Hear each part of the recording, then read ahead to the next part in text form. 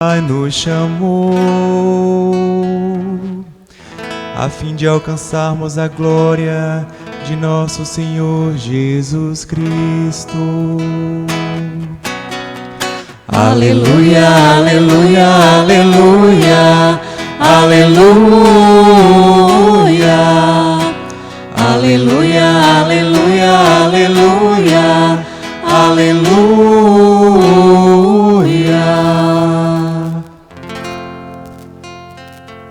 O Senhor esteja convosco.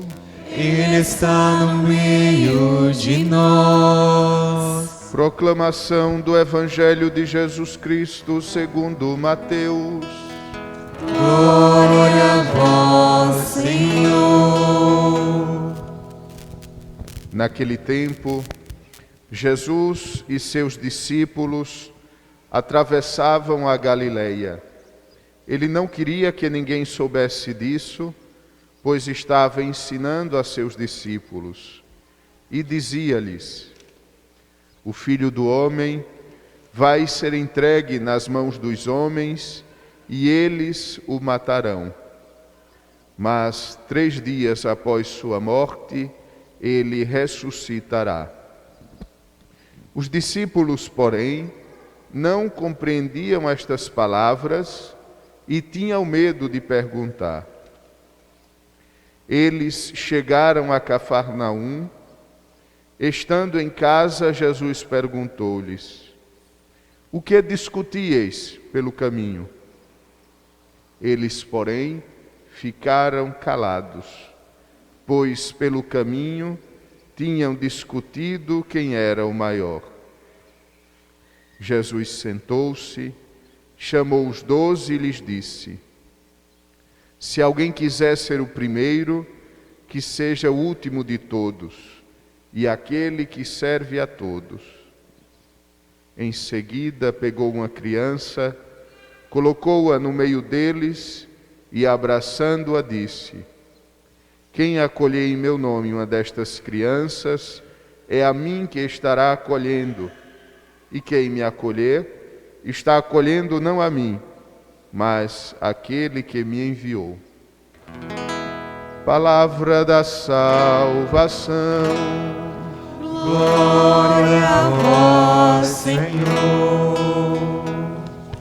Meus estimados irmãos e irmãs, reunidos nesta igreja matriz de São José Operário, e aqueles inúmeros irmãos nossos que nos acompanham através das mídias sociais de nossa paróquia, instrumentos atuais para que a mensagem do Evangelho chegue a todos os corações.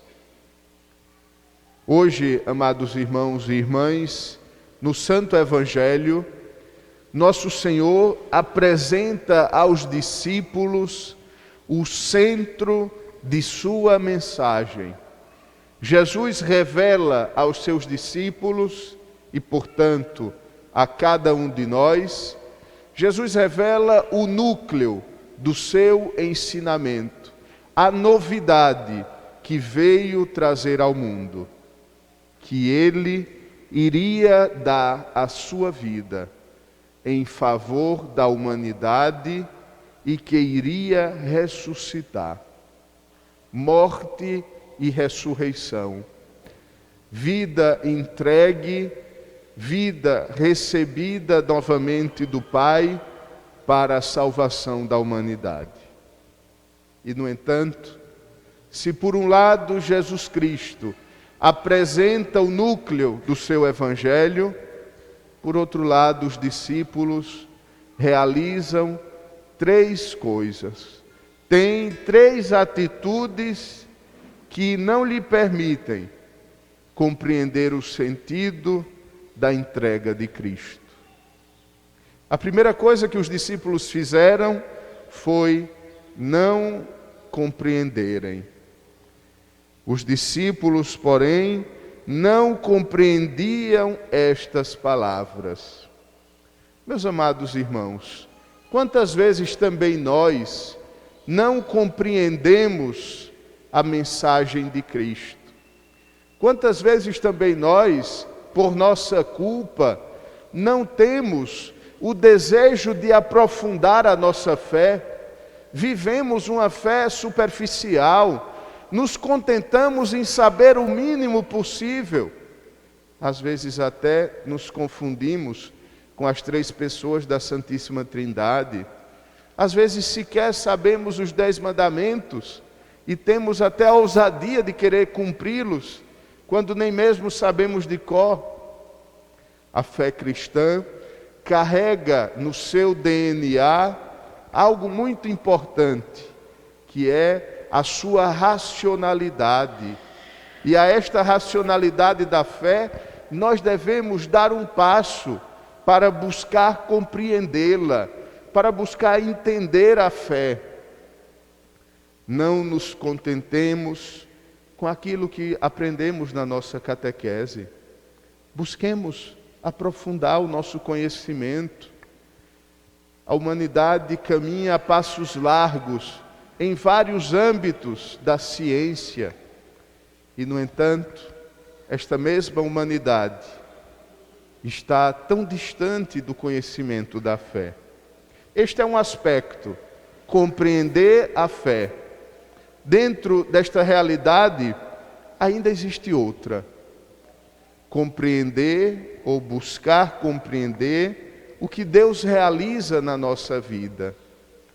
Quantas atitudes de Deus, quantos sinais de Deus que nós passamos por eles sem nos determos, porque nós não temos a atitude de Nossa Senhora.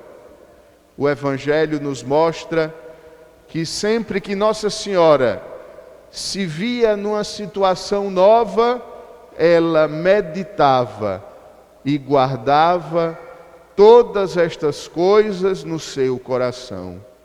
Não deixemos, irmãos e irmãs, que um dia termine sem nos fazermos esta pergunta: o que hoje eu aprendi e que me leva para o céu? O que hoje eu realizei e que não me leva para o céu? Compreender todas as realidades que nos acontecem e colocá-las num sentido espiritual. Dar a essas realidades um sentido espiritual. Os discípulos não compreenderam. A segunda coisa que os discípulos fizeram, ou melhor, não fizeram, eles não compreenderam e tiveram medo de perguntar. A pergunta, muitas vezes, é o início de uma conversa. Um questionamento, muitas vezes, é o início de um diálogo. Por isso eu gostaria de, nesse segundo elemento, falar sobre a oração. Muitas coisas não entendemos porque não perguntamos a Deus o que isso significa. Rezar, amados irmãos e irmãs, rezar não é simplesmente dizer uma série de palavras que às vezes nem mesmo nós estamos prestando atenção e queremos que Deus nos escute. Rezar é falar com Deus. Rezar é conversar com o Senhor. Rezar é colocar diante de Deus os questionamentos que a vida nos traz. Rezar é entrar em sintonia com Deus para deste encontro, onde eu falo e escuto, retirar para a minha vida consequências práticas, consequências que devem ganhar forma durante o meu dia. 5 minutos de oração por dia seriam capazes de transformar a aridez de nossa vida espiritual num jardim florido. Assim como a gotinha de água em terra seca, que caindo persistente faz florescer, 5 minutos de oração por dia seria capaz de transformar o nosso coração. E o terceiro elemento, amados irmãos e irmãs, que os discípulos fizeram, eles discutiam pelo caminho quem era o maior. No momento alto, no auge da autorrevelação do Senhor, no momento que Cristo diz que irá morrer e ressuscitar, os discípulos discutem quem é o maior. Os discípulos não entendem, não perguntam e ainda se debatem entre si para estabelecerem quem é o maior entre eles. Talvez uma comparação seja útil para entendermos a gravidade da ação dos discípulos. Imagine que um pai está morrendo e os filhos o levam para o hospital. E no caminho entre a casa e o hospital, os filhos, com seu pai doente, começam a dividir entre si a herança. Não se preocupam pelo estado de saúde do seu pai, mas já começam discutindo entre si o que caberá a cada um deles. Algo semelhante acontece no Evangelho. Cristo anuncia que subirá à cruz, que dará a sua vida para salvar a humanidade e que depois de 3 dias ressuscitará. E os discípulos discutem quem é o maior. Infelizmente, isso acontece nas comunidades cristãs até hoje. A comunidade cristã que é chamada ao anúncio de Cristo morto e ressuscitado para a salvação do mundo, a comunidade cristã que é chamada a espelhar no hoje da história o amor de Deus, o seu amor sem limites, a comunidade cristã muitas vezes debate-se, briga, há contendas, medem forças porque querem saber quem é o maior. Se nós quisermos saber quem é o maior é Cristo, o maior é o Senhor. Todos nós somos servos, todos nós somos servidores do Senhor. A igreja não pertence a ninguém, a igreja não é de ninguém a não ser de Deus. O Papa Bento XVI, quando renunciou ao ministério, na sua última audiência geral ele disse: a igreja não é minha, a igreja é do Senhor. Ora, às vezes o Papa diz isto e nós dizemos: a igreja é nossa, a igreja é minha. Por isso eu tenho que fazer tudo do meu jeito, por isso eu tenho que imprimir o meu jeito de ser na igreja, quando na verdade a igreja deveria ter o rosto de Cristo, não o meu rosto. O meu rosto envelhece, o meu rosto passa, o meu rosto enobrece. O rosto de Cristo permanece o mesmo. O rosto de Cristo atrai, o rosto de Cristo salva. Por que às vezes as nossas comunidades não atraem? Porque elas são comunidades fechadas em si mesmo. São comunidades que se anunciam a si mesmo e não o Senhor. A comunidade atrai quando ela é espelho de Cristo, quando as pessoas veem na comunidade o Senhor. Quem quiser ser o maior, seja o último, aquele que serve a todos. Nosso Senhor, então, Ele completa o seu Evangelho, conclui o seu Evangelho, nos dando a resolução para o problema. E a resolução para o problema dos discípulos que discutiam quem é o maior é o cultivo da humildade. Amados irmãos e irmãs, aproveitemos esta semana que hoje iniciamos para colocar em prática a virtude da humildade, para termos a capacidade de, em cada gesto, em cada momento, em cada dia desta semana que nos apresenta, termos atitudes humildes em nossa casa, em nosso trabalho, no grupo de amigos, atitudes humildes que geram em nós a fé, atitudes humildes que nos colocam no seguimento do Senhor.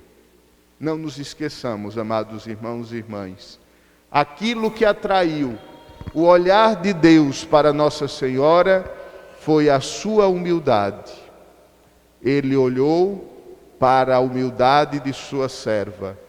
Por isso, doravante, todas as gerações me chamarão bem-aventurada.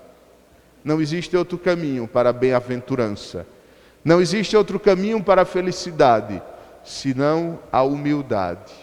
A humildade que desfaz a soberba e o orgulho do pecado original e nos coloca sempre mais na semelhança de Cristo, que veio ao mundo não para ser servido, mas para servir e dar a sua vida em resgate de muitos.